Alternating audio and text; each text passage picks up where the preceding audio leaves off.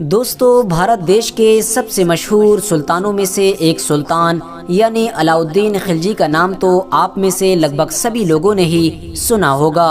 क्योंकि दोस्तों अलाउद्दीन खिलजी इतिहास के एक ऐसे सुल्तान थे कि जिनको आज भले ही हमारी इस दुनिया से गुजरे हुए सैकड़ों साल हो चुके हैं, लेकिन उसके बावजूद आज भी आए दिन उनकी ज़िंदगी के बारे में हमारे देश के बड़े बड़े न्यूज़ चैनल्स पर डिबेट्स होती रहती हैं। अलाउद्दीन खिलजी को इतिहास में ख़ास तौर से उनकी बहादुरी और होशियारी की वजह से याद किया जाता है, क्योंकि दोस्तों ये बात तो हम सभी लोग अच्छी तरह से जानते हैं कि अलाउद्दीन खिलजी ने अपने दौर में जहां एक तरफ बड़ी सल्तनत की बुनियाद रखी थी, तो वहीं दूसरी तरफ पूरे भारत देश की मंगोल जैसे खतरनाक लोगों से हिफाजत भी की थी। इसके अलावा अलाउद्दीन खिलजी के दौर में भारत के पूरे इलाके की इकॉनमी भी अच्छी हो गई थी। लेकिन दोस्तों, इतिहास के पन्नों में एक बहादुर और होशियार इंसान के तौर पर अपनी पहचान बनाने वाले अलाउद्दीन खिलजी ने कभी भी अपनी ज़िंदगी में ये नहीं सोचा होगा कि मेरे जाने के बाद मेरी आने वाली नस्लें क्या करेंगी, क्योंकि दोस्तों अलाउद्दीन खिलजी की मौत के बाद उसकी आने वाली नस्ल यानी उसके बेटे ने ऐसे ऐसे काम किए हैं कि जिनको अलाउद्दीन खिलजी से बिल्कुल उल्टा कहा जाए तो शायद गलत नहीं होगा। जहां एक तरफ इतिहास अलाउद्दीन खिलजी को उसकी बहादुरी की वजह से याद करता है, तो वहीं दूसरी तरफ उसके बेटे को उसकी अय्याशियों और उसकी मक्कारियों की वजह से याद करता है। यानी दोस्तों अलाउद्दीन खिलजी का बेटा, कि जिसको आज पूरी दुनिया कुतुबुद्दीन मुबारक शाह खिलजी के नाम से जानती है, वो अलाउद्दीन खिलजी के इतिहास पर एक काला धब्बा है। उसने अपनी ज़िंदगी में ऐसे ऐसे गंदे काम किए थे कि जिसके बारे में अगर आप लोग सुनेंगे तो अपने कानों पर हाथ रखने के लिए मजबूर हो जाएंगे। RH नेटवर्क के नॉलेजेबल फ्रेंड्स, ये कहानी है सन 1316 की, कि जब खिलजी सल्तनत के सबसे ताकतवर सुल्तान यानी अलाउद्दीन खिलजी की वफात हो गई थी। अलाउद्दीन खिलजी की वफात के बाद उनके सबसे वफादार और सबसे करीबी गुलाम यानी मलिक काफूर ने तख्त पर कब्जा करने के लिए बगावत कर दी, जिसके लिए उसने न सिर्फ अलाउद्दीन खिलजी की बीवी को कैद करवाया, बल्कि साथ ही साथ अलाउद्दीन खिलजी के सारे बेटों को ही अंधा करवाकर कत्ल करवाना भी शुरू कर दिया था। लेकिन खुशकिस्मती से मलिक काफूर के लोग अलाउद्दीन खिलजी के बेटों में से एक बेटे यानी कुतुबुद्दीन मुबारक शाह को कत्ल करते उससे पहले ही महल में मौजूद कुछ खास लोगों ने मलिक काफूर को ही कत्ल कर दिया। और मलिक काफूर को कत्ल करने वाले ये लोग कोई और नहीं बल्कि वो थे कि जो अंदरूनी तौर पर अलाउद्दीन खिलजी के बहुत ज़्यादा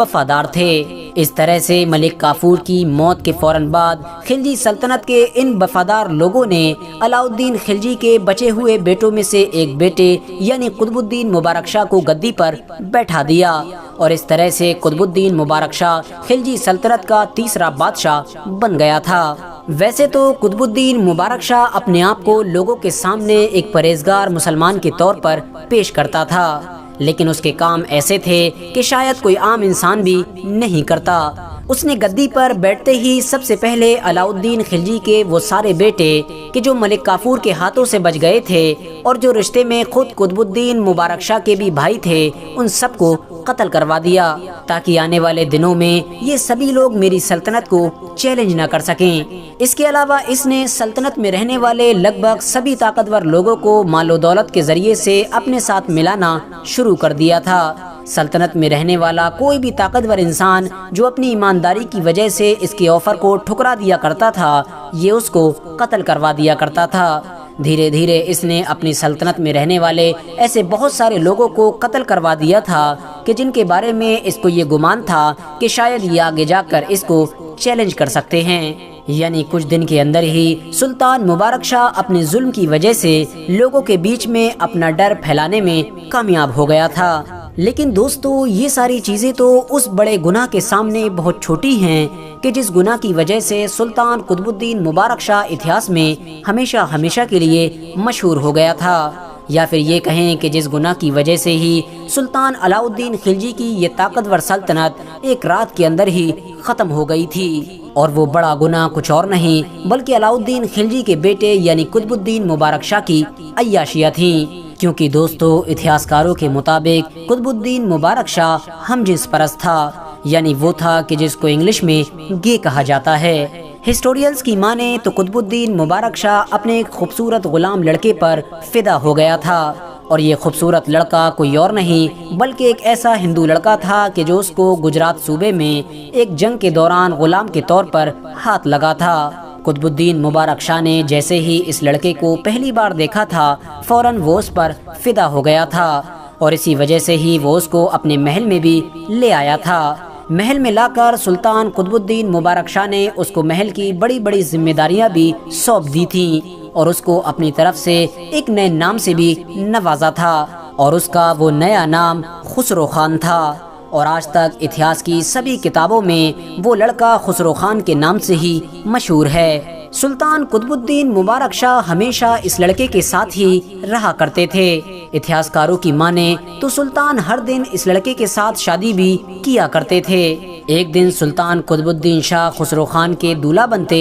تو اگلے ہی دن اسی خسرو خان کی دلہن بنا کرتے تھے۔ ہر دن ہونے والی اس شادی میں نہ صرف باراتی بارات کے کپڑے پہنا کرتے تھے بلکہ شامیانہ لگا کر ان کی دعوت کا بھی انتظام کیا جاتا تھا، اور قاضی صاحب کو بلا کر باقاعدہ نکاح بھی پڑھوایا جاتا تھا۔ نکاح کے بعد باقاعدہ عام باراتوں کی طرح ڈولی کو بھی رخصت کیا جاتا تھا، اور اگلے دن ولیمے کی دعوت کا بھی انتظام کیا جاتا تھا۔ بہت سارے لوگ بادشاہ سلامت کی اس گندی عادت سے بہت پریشان تھے، لیکن وہ چاہ کر بھی کچھ نہیں کر سکتے تھے، کیونکہ وہ جانتے تھے کہ بادشاہ سلامت کو ابھی تک جس انسان نے بھی چیلنج کرنے کی کوشش کی ہے اس کو بادشاہ سلامت نے قتل کروا دیا ہے۔ سلطان قطب الدین مبارک شاہ نے ہمارے دیش بھارت پر لگ بھگ 4 سے 5 سال تک حکومت کی تھی، اور اس پورے ہی دور میں ایک دن دولہا اور ایک دن دلہن بننے کا ان کا یہ کھیل لگاتار جاری رہا تھا، جس کی وجہ سے خسرو خان نام کا ان کا یہ محبوب لڑکا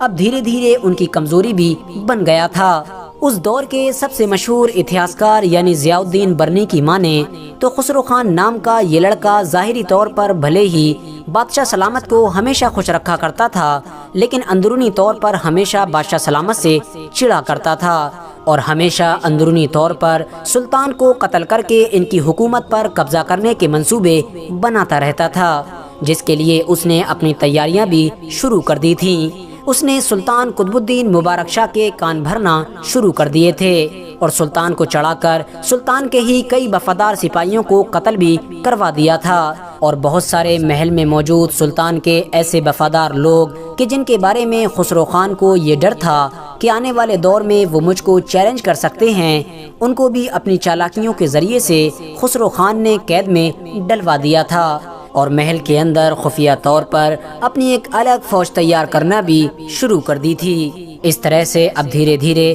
خسرو خان بادشاہ سلامت کو پوری طرح سے اپنی انگلیوں پر نچایا کرتا تھا۔ دھیرے دھیرے حکومت کا سسٹم خراب ہونا شروع ہو گیا تھا، پوری سلطنت میں جسم فروشی عام ہو چکی تھی، محل میں موجود لوگ شراب بھی کھلے عام پینے لگے تھے۔ محل میں موجود سلطنت کے کچھ وفادار اور سمجھدار لوگوں نے سلطان کو خسرو خان کی چالاکیوں سے کئی بار باخبر کرنے کی کوشش کی، لیکن سلطان ان کی بات کو یہ سوچ کر ٹال دیا کرتا تھا کہ شاید ان لوگوں کی خسرو خان سے کوئی ذاتی دشمنی ہے۔ لیکن دوستو، آخرکار ایک دن وہ خطرناک وقت بھی آ گیا کہ جس کو ایک نہ ایک دن ضرور آنا تھا، اور ایک رات کہ جب سلطان قطب الدین مبارک شاہ اپنے کمرے میں اپنے اس محبوب لڑکے یعنی خسرو خان کے ساتھ ہی گندے کام میں مصروف تھا، اس وقت خسرو خان کی ہی فوج نے محل کے مین دروازے سے گھس کر محل کے اندر موجود وفادار لوگوں پر حملہ کر دیا، اور کچھ دیر کے بعد ہی اس فوج کے کچھ سپاہی